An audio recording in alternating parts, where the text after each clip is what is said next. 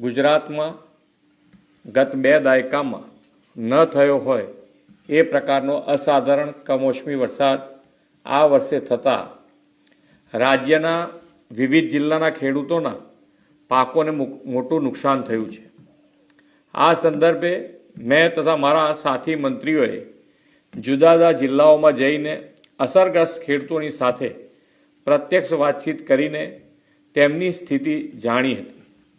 કુદરતી આપત્તિની આ ઘડીમાં ધરતીપુત્રોની વ્યથાને સમજીને રાજ્ય સરકાર પૂરી સંવેદનાથી તેમની પડખે ઊભી છે।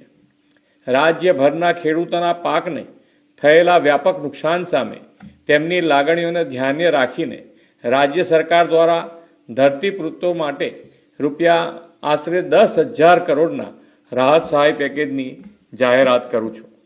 આ ઉપરાંત રાજ્ય સરકાર 9 નવેમ્બરથી ખેડૂતો પાસેથી ટેકાના ભાવે આશરે 15,000 કરોડથી વધુના મૂલ્યોની મગફળી, મગ, અડદ અને સોયાબીનની ખરીદી પણ કરવા જઈ રહી છે। અન્નદાતાઓની આર્થિક સુખાકારીની ચિંતા પોતાના માથે લઈને રાજ્ય સરકાર તેમની સહાયતા માટે હંમેશા પ્રતિબદ્ધ હતી, છે અને રહેશે તેવો વિશ્વાસ આપું છું।